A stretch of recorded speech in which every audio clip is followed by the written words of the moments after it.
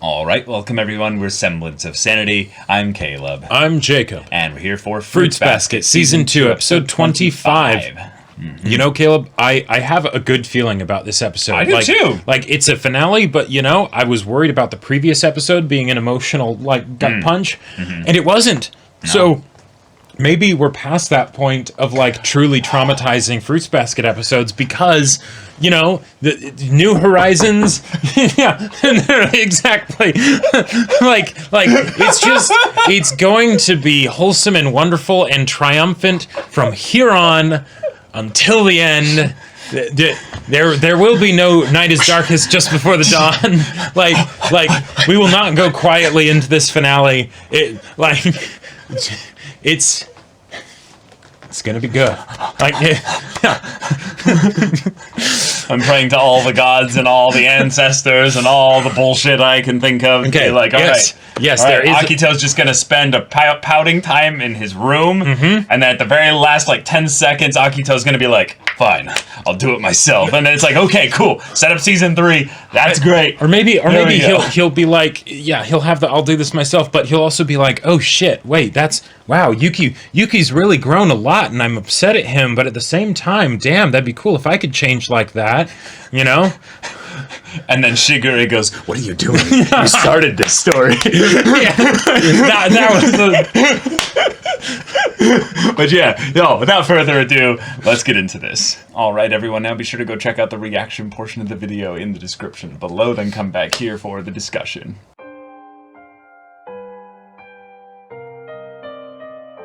Wow. Okay. Of all the things that Fruits Basket could do, both of those twists. The twist of the curse being broken feels like a cool, oh, okay, yeah. All right, yeah. I wouldn't have predicted this to happen this way, but eventually we had to have someone or... Right, some way to have the curse break. Yeah, to understand the mechanics of it eventually. And if it happens since no one knows how it works, it makes sense that it would happen on a small scale, and then you figure out how to duplicate it, right? Right. And you would have no real way of knowing necessarily when it happened unless it was a grand, everybody has the curse broken exactly. at the same time. Some sort of Beauty and the Beast, glowing light or whatever, and the curse must be broken now. But forget all that compared to the idea that Akito has been a girl all this time. Yep. And not just that, this is something that is it feels like it's common knowledge. Right. It's the thing where Kureno is saying it in such a way where it's like, yeah, that's just the way it is. Mm-hmm. So right, because I have to go back and check even if it was information that was hidden from a lot of people, I can't imagine that Yuki would not have figured it out at some point. But that's the thing. As a part of all that time. That's the thing, though. So clearly, multiple times throughout the show, people use, I'm pretty sure, he, him pronouns for Akito. I'm like 99% sure. I thought so. I think I have to go back and check now, but now I'm like, wait, what if? Maybe I was just assuming. Yeah, what if they never did? Oh, so as far as things that this could change, because there are a lot of things that I think aren't changed at all by this, but right. There are some things in particular that are. Mm-hmm. One, there's the whole dynamic between Kureno and Akito that, that changes things, right? Because before, we had situations where Akito was, keeping Kureno close, and I believe the idea that, they would sleep together sometimes, but that didn't necessarily mean anything sexual. That could just be Kureno or Akito being like, I need someone to hold me even while I'm sleeping, because Akito definitely hasn't been able to emotionally develop since, a young age, right? Because of the whole situation, right? Yeah. But, so that changes things. But then also, one of the most, specific bits of information that we've got about Akito is, oh, don't you know that I have a problem with women, right? Yep. Well, now, what does that mean? Yeah, what does that mean? Is it something, and the fact, if it's something where it's common knowledge that Akito is female, right, then, okay, that's one thing. If it's something where Akito has actually been concealing it from people that she is female, then that has other implications, because then, like, if Akito has a problem with women, Akito is a woman, does that mean that Akito has a problem with themselves because of that? Or is it something different, right?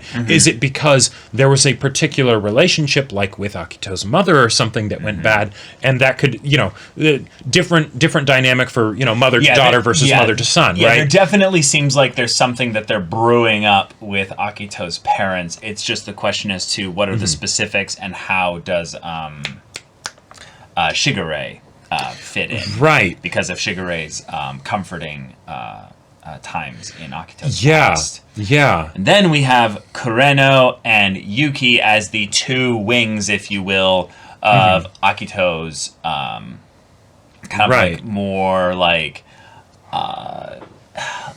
guardian kind of comfort kind of thing. But then the idea that there was a time when I guess Yuki was either around or was just about to be brought in as the next person to be, there for Akito. I think then that Kureno was the one prior, had the moment of the curse breaking. Then things get a little bit uncomfortable. Akito is, having some moments with Yuki and kind of lashes out at Yuki, and they're like, oh shit, okay, right, yeah, and because I think that's what this is then, because this lines up kind of timeline wise. The dynamic that the two of them have feels very similar. There is the shift in things because Kureno has had the curse already broken, and I. Theoretically, Kureno could have just been another member of the Zodiac. The curse breaks, and then that makes it a very unique situation, right? Right. And then, ironically, as a result of that, Akito is able to have a closer, albeit through this, coercion kind of, but a different kind, not superpower coercion, but more like emotional coercion, right? Begging. Begging and pleading, stuff. Pleading, right? But Akito was vulnerable with Kureno in that moment of, please don't leave me. Oh God, what happened? Like this, why, and all of that, right? Yeah, I can also get that there's a possibility that what Kureno hinted at here was that the god cannot exist without the Zodiac. I don't want to go too hard into that world building wise, but there's a possibility that Akito has been told or believes that you will cease to exist if the Zodiac's the curse is broken. Yeah, if the curse is broken, that would your be life and your existence comes to an end. And if that's the case, that would be a very tricky. That would be a great motivational reason for Akito of why Akito would be so terrified of anything that damages it. But that could also make it very tricky with regards to breaking the curse, because it's like, well, okay, what do you do now? Because the curse shouldn't be around, but we're not going to kill someone in order to do that, right? Exactly. So what do you do? Yeah. So I don't want to go too hard onto the potential implications of that unless it's literally right. But my mind went into the same direction. Boat. Yeah. Okay.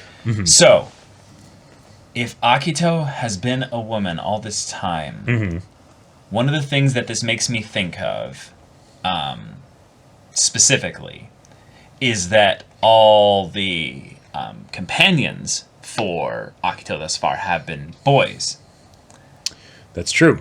And one of the things that is a unique mechanic of the Zodiac curse specifically is that those who have a Zodiac spirit inside of them cannot embrace the opposite sex without transforming.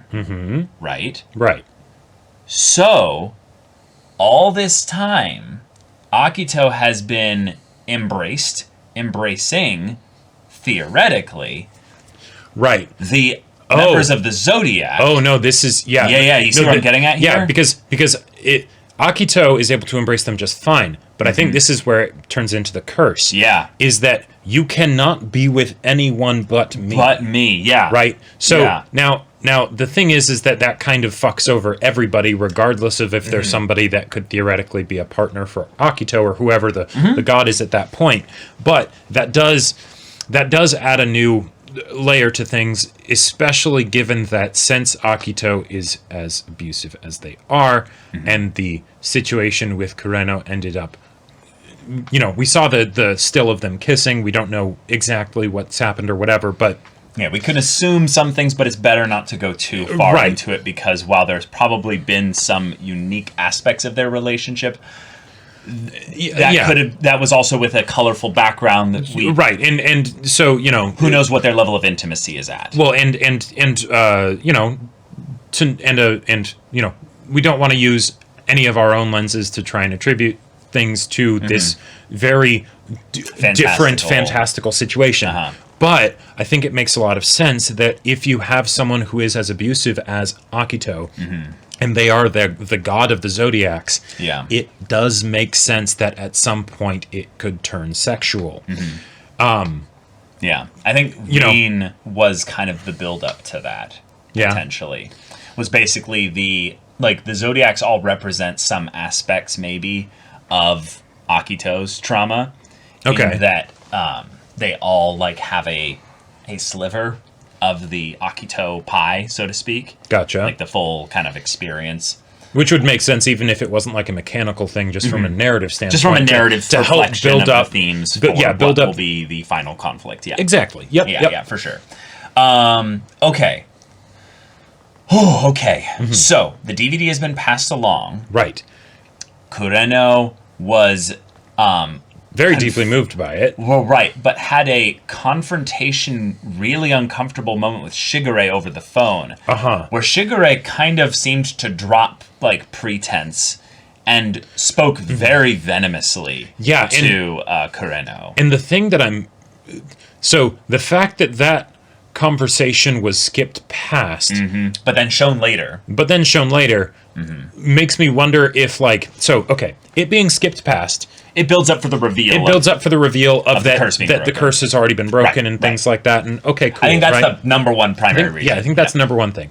Now, given that the reveal then happens in this episode, and then we also see the conversation, I feel like that conversation, while it does have the barbs of Shigure wanting to manipulate things, it feels a lot more benign. The idea of Shigure, so Shigure saying it's I would say it's definitely insensitive, right? But not not as potentially malicious or as bad as I originally thought it might be, because the things that have been happening in the show recently have made me just really not trust Shigure. And this felt like this was one of those moments where he was playing his game, right? But the idea of telling Kureno, hey, if it's out of pity, that doesn't help either, right? And you might be causing more harm. You could still fix that mistake. That's actually potentially really good advice. I don't wholly trust the source of where it's coming from, because I feel like there's an agenda there. But I feel like a lot of the times in this show, we've had examples of how important it is to be selfish in that regard, right? No, I wasn't doing it for you. It was I was doing it for me, right? Things where these characters have to acknowledge their own needs, right? And only after they do that can you hopefully find some sort of status quo with the people around you. Because otherwise, eventually, you'll get to some breaking point. So, Shigure telling Kureno that feels very important. That feels like something that I could hear from any of the other characters in this show, right? But it came from Shigure, so I don't wholly trust it. But and then if that's what caused Kureno to then put aside the Uo DVD and be like, no, I am going to, I was on the fence a bit, which makes a lot more sense if their relationship got physical, why then when he is thinking about Uo, why he would think about Akito, because then they're a lot more directly in conflict as opposed to just how do you spend your time kind of a thing. Right.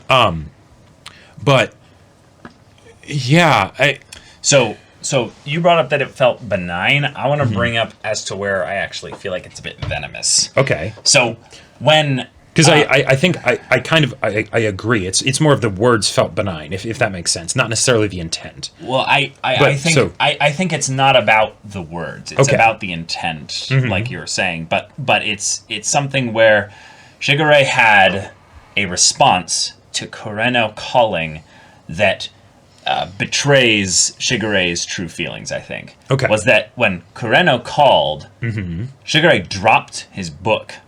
Yeah. The author who reads and just sits there dropped his book. It's the equivalent of the trope of dropping the wine glass. Right. And it shatters. When you see like a murder scene or something. It's it's to convey shock. And utmost I think priority. Right. And I think Shigure is the kind of person that isn't usually portrayed to be surprised by anything. Sure. And thus having the voice on the other end of the line be something that shocks him, or the fact that Kureno was asking for Toru. Oh yeah. Makes Shigure go, wait, hold on, wait, what does this mean? Yeah. What the fuck does this mean? One, why are you calling? Two, why are you asking for Toru? It doesn't make sense for you two to be connected. In my mind, Shigure is the kind of person who had a pretty good idea of where things were going, generally speaking. With New Year's just happening and all that. Yeah. And he's like, nice bakarets, this is going well. And then Kureno calls and he's like, what the fuck? Right, because for any manipulator, you need to have knowledge in order to then properly manipulate. So all of a sudden, he's like, wait, this is new info. This is new info, what's going on? But then he doesn't let Kureno talk. He monologues for a full-on, 20 seconds. Yeah, so that definitely communicates that he's potentially scared of what he's wanting the situation to get out in is with Kureno. Yeah, he's wanting to get out in front of things here. Oh, now this is usual. In fact, it's the first. What? Toru-kun? Oh, well, she's at school. Yeah, I don't see how the two of you be acquainted. Anyway, the chance of her being here, her being first to answer the phone is pretty slim. You're surprisingly feather-brained. I thought that this was a very funny joke, given that he's the rooster, being your bird-brained, basically. Right. But in some ways, it's the kind of thing where saying surprisingly feels like he's like, no, I had a different image of you in my head. And the way saying surprisingly, oh, you're dumber than I thought you were. Right. And it's like, oh shit, wait, that to me was the moment where it's like, oh, this is supposed to be a joke, but no, you can't help but sounding a little bit like, oh, I have to dig you. Right, this feels very similar to the kind of shit that Akito would do of I need to belittle the person and break them down, that way they're easier to manipulate. And then the way he says, oh, I have something I need to discuss with you, and he's got one of his hands on the thing there where it's like, I'm not free, I need to get out, that kind of thing. And then Shigure full on sighs, it's about time. He has been thinking about this conversation for a while now as well, and yet he was surprised that Kureno called here. Right. And that I think shows so much of where it's no, you've been on my mind.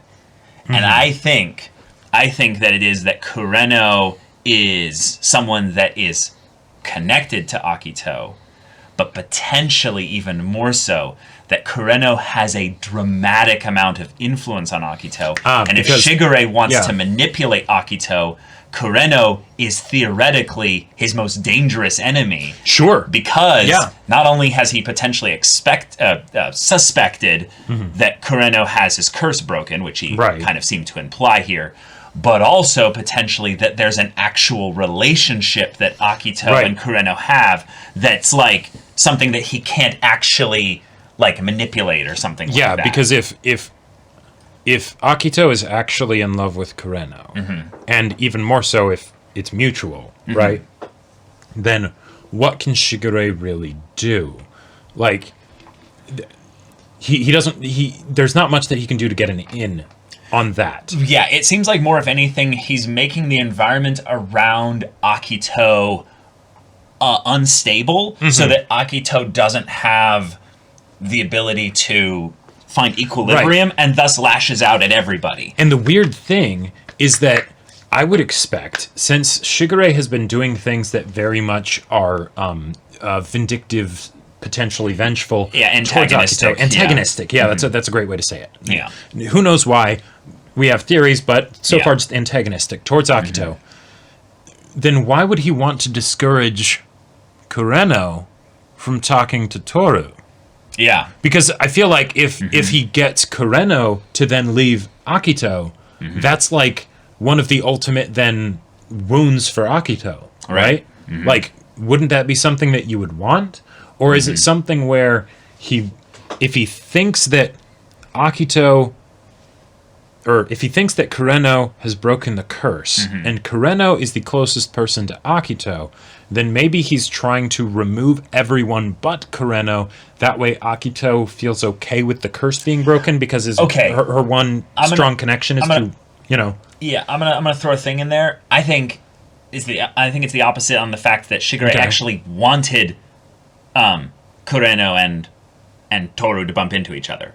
That was literally shown in this episode. He's like, "Oh, Toru, go get some. What was it like? Not garbage bags, but envelopes or something. Envelopes, right. And then she's like, "Oh, I'll get some garbage bags too." That was him being like, "Oh, I know that they'll run into. that they'll run into each other, right? And I need them to, and yet because this changes things, right? And yet he said all of that stuff about like and yet there was so much venom to when he said all of the stuff about like, oh, you know, you're featherbrained and you know and all that stuff, and you're.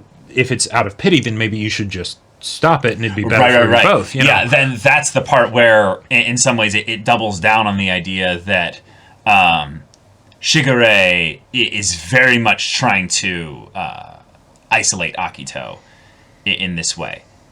In that, he says here, what is it? So it was pity, because it continues with the thoughts. Or it continues after the thoughts of Kureno, where it says, but if that would just stop that child's tears, I thought. Yeah. And then Shigure's voice like kind of interrupts him, almost like it's telepathically just being like implanted in his mind. So it was pity. Right. Oh, I mean, with the curse broken, you no longer had a bond. And it feels accusatory, too. Yeah. So, you know, there must have been something that compelled you that wasn't, you know, genuine, right? Don't you think you should have left at that point? He's guilting him here. Like, and then it's for Akito's sake, it's not too late to correct that. It feels like the result of what Shigure is getting, as far as what Kureno does afterwards, is exactly what he is one thing, but then the things that he is saying and the ways that he's saying them seems like they're completely different. Yeah. And because we don't know exactly what Shigure's motivations are and stuff, I'm led to believe that more or less things are going as Shigure wants them to, because anytime you have for the most part, anytime you have a manipulator that's not doing anything, that means they're happy with the status quo, right? That or you just don't know what they're doing. Well, that's why I think that this was the first moment in a while that rocked the boat. Shigure was like, whoa, okay, hold on. I need to adjust things. Yeah. And that shows in some ways, I think, that Shigure's desires are like far and above an emotional one rather than a logical one. Okay. Yeah. Like a lot of the things that he's getting at here, like you're saying, are inconsistent, or at the very least, I'm struggling to find a connective point that brings these like disparate sides of Shigure into true focus here. Like, and I'm sure that's probably something that'll be like much easier just on retrospect in general, and that's totally fine. The thing that seems to make the most sense for me with this is that the vitriol is directed towards Akito, and so because Shigure is talking about Akito, it naturally comes up even if he's not meaning to necessarily direct it at Kureno. Yes. Kureno is just a quick sideways way at getting at Akito, basically. Right, yeah. Because Kureno has a, as we can see, very close connection and unique connection with Akito. Yeah. I want to throw out also the idea that there's this little element of Kureno that I very much I find kind of how to describe this. This is a really silly thing here, but I'm going to use the zodiac animal spirit kind of imagery here as a kind of a metaphor here. If he's the rooster, right? His whole story at this point seems to be about where he's going to roost, where he's going to set his nest down and basically settle, because he is actually the most free person in the Zodiac thus far. He's able to do that. In some ways, Kyo is the other super free person, kinda, but also very much Kyo's also the least free in some ways as well. I am curious. I am curious if this is a situation where we're getting the reveal that this hen, Akito, is like, oh god, I don't have someone or some place that I can basically call home. And if we think about Kureno, and this feels really, really weird to basically bring up, but if Kureno is kind of the animal that kind of indicates where the place that the hens, kind of come to, basically, because usually the rooster has like a cohort of. This is really weird to bring up, but basically the idea is that Shigure is kind of play acting as that a little bit, in that he's set up his own roost a little bit. All right. And in some ways this feels like a cockfight where, just run with me on this. Basically that Shigure is like, no. I'm setting up something here. This is good. No one else is allowed to have like any kind of like happiness. We're all dealing with this curse here. There's like this element of like petty jealousy where it's like where like Shigure is like, I worked for like this or what have you. I'm slaving away in the trenches to make something here, and his editor is like, no, you're not. Yeah, exactly. I think this is where Shigure might be a little bit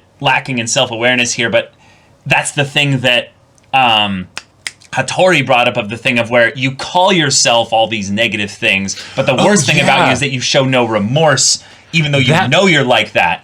So that was very on the nose. Right. So it feels like Shigure is in this state where he's like, damn it, like, why did you just get the curse broken and then just start finding this companionship or what have you?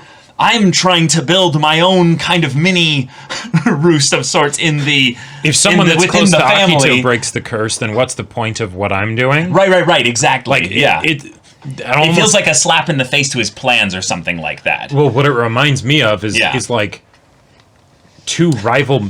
This is very specific and doesn't come from anywhere in particular. Two rival medical companies that are trying to find the cure to a disease. And one of them finds it out first, and so the rival is pissed. Right, and they're pissed because they just stumbled upon it luckily or something. Exactly. Yeah. And granted, we don't know too much about Shigure's motivations for why he wants to get back at Akito and things like that. We just know that that's a general thing that he is very invested in doing. That's a consistent thing throughout all the show, along with his, very much attentiveness to Toru, the ways in which he's manipulating things here and there, the way in which he does actually have a pretty good, genuine connection with his two boys, I'm not talking about Yuki and Kyo here. I thought you were. I'm talking about Hattori and Ayame.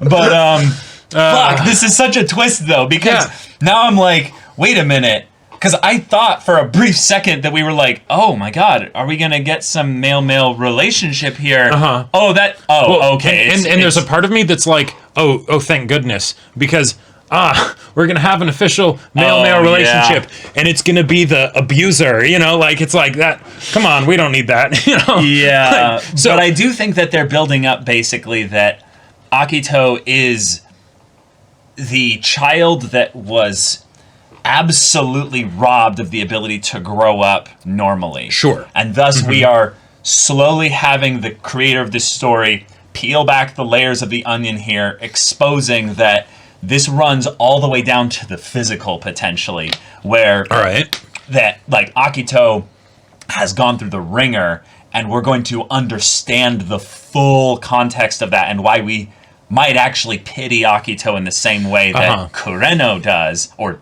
did, or who knows actually what he was feeling there. Because I think Shigure anybody seeing a child begging, you know, you to stay while crying and stuff like that, their empathy would come forth and be like, no, let me hold you. Like, even if you're not making promises to them, you still hold them and you're like, they're there. Like, I'm Shigure, Shigure, I feel like, could be twisting the truth, or it could be something of the just because you're correct doesn't mean you're right.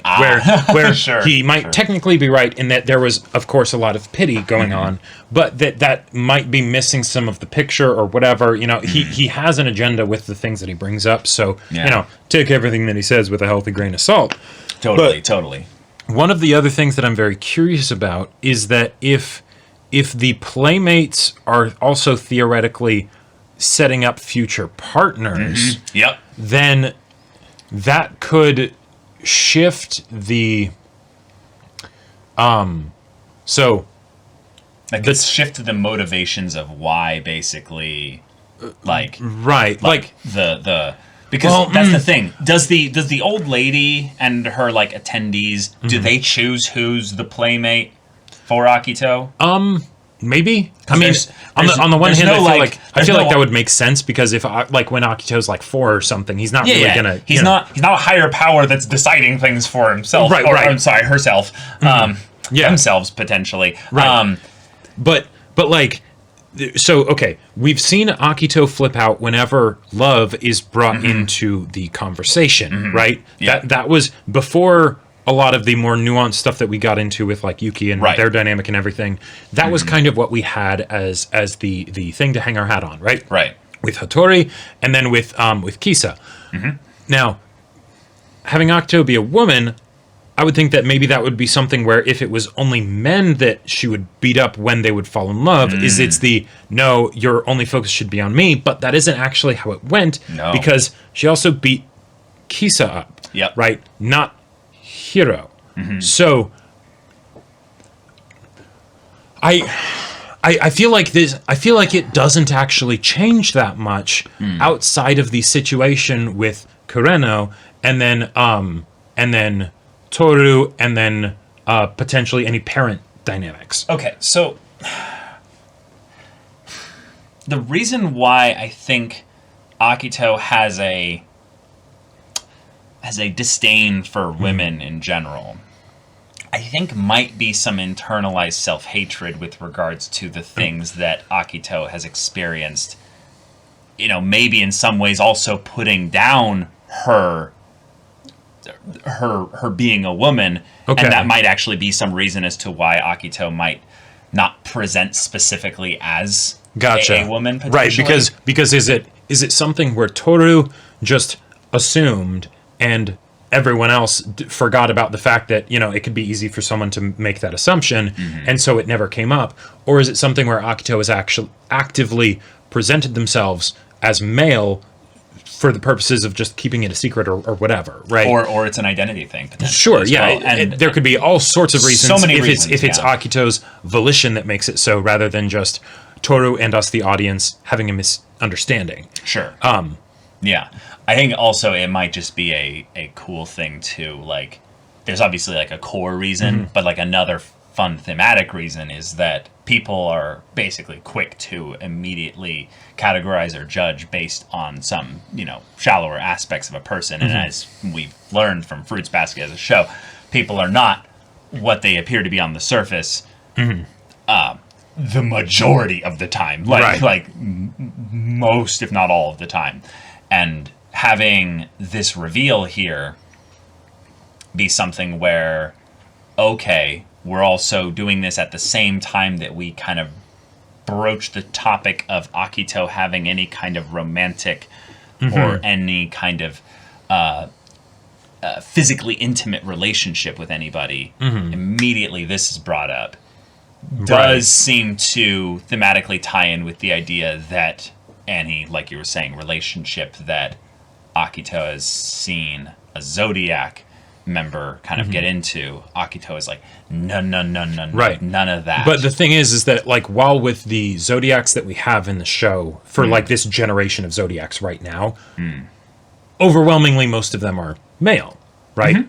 But you know, but like Kagura exists, so theoretically, like the idea of flipping out over people being in love amongst the Zodiacs, that shouldn't really change much based on whether Akito is male or female, right? No. So, you know, yeah. It's like, at least not in my immediate guess on things there. Like other than outside of specifics of maybe which Zodiacs Akito might care, you know, about from that context, but even then, the pattern so far has been beating up a guy who was in love that was a Zodiac and a girl who was in love that was a Zodiac. So there's no pattern there. No, but I definitely felt like in general the way Akito addressed the women specifically was far more. There was far more vilification there than there was towards the men. And that's why... And it's like, also tying in more with Toru as well. In that. Yeah, I think it changes a lot with Toru and with any potential dynamic, specifically if we end up seeing Akito's mother, because there was that one bit that seemed like it was potentially Akito's mom. Yeah. And I could see that...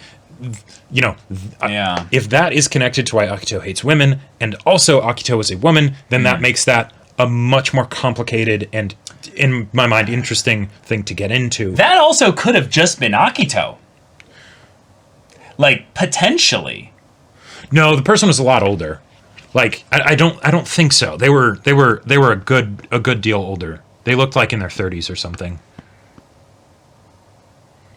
I don't think we saw their face at all, though. Oh yeah? I think we just heard a little bit of a voice. Oh, that's right. So there was the older lady that was mysteriously built up to, and then in the flashback it showed, we had to piece together that it was probably that person, but we didn't actually see that much of that person back then. So theoretically, yeah. And one of the things that potentially might even be involved here is that Akito might actually have some aspect of a multiple personality as well, like theoretically. A lot of the potential with regards to Akito having basically like another side of themselves potentially. Sure, kind of comes into play if it's something Akito where wants to present as both male and female. Right, like, yeah, because if it's something where it's just like a difference in gender identity, that's one thing. That's right? one thing, yeah. If it's something where it's I want to keep this a secret from people and pretend to be this kind of person, like not as this is who I feel I am, like, because Akito still behaves, Akito being female seems like a thing that is at the very least known by the people very close to Akito. Yes. So it's not... It doesn't feel like a surprise to the Somas. Exactly. Or maybe it's a surprise to some Somas. Like, the younger the Soma is, the less likely that they know. Right, like, oh yeah, you didn't know? Oh, by the way. Kisa and Hiro, they don't know. Right, it's a common assumption, but, no, Akito is a woman, or whatever. But, yeah, this... Yeah. It makes me really want to finish the show. Yeah, like, we got two now. very big twists, and I'm not entirely sure what all the implications are from them. Like, we still don't have any idea, really, of why Kureno's curse would have been broken, necessarily. Holy shit. Like I would think that maybe it would be because of some emotional internal state change or whatever, but if it really is just, it happened one day. Yeah, Now, in that moment, wasn't Kureno leaving? I think he was just outside. Because the thing is that we don't actually know if Kureno was this close to Akito before, right? It could be that the dynamic that they have now is strictly because the curse was broken, Akito immediately feels it, and then they have that conversation, and Kureno swears to never leave him, right? Or her.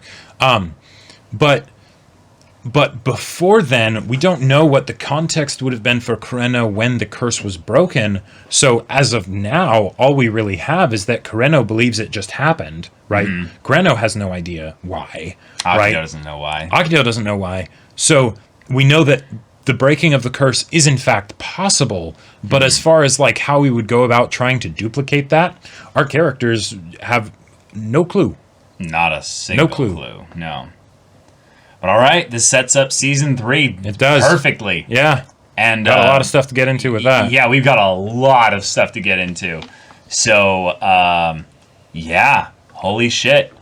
I loved all the stuff with Uo getting passed along to Kureno. Yeah, I loved the time spent with Toru, kind of thinking back on New Year's and you know the time there. Her and Rin, love those two. Yuki and Momiji both being like, "We did good. We did good. We did good." Pets, please. Yeah. It was the we did good, right, Mom? Or we did good, right, big sis. You know, they both have the energy of where they feel like they're older than Toru, each of them, but it's also the thing of where it's like, oh, but also like, you know, like, yeah. It's great. Even though clearly like either the same age or younger, but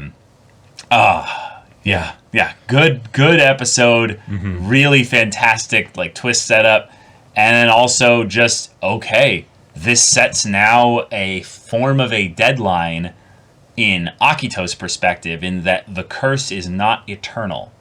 There are forces that do not make sense that sundered this thing, that is theoretically a forever thing. Right, which does not justify, but it certainly explains why Akito has been very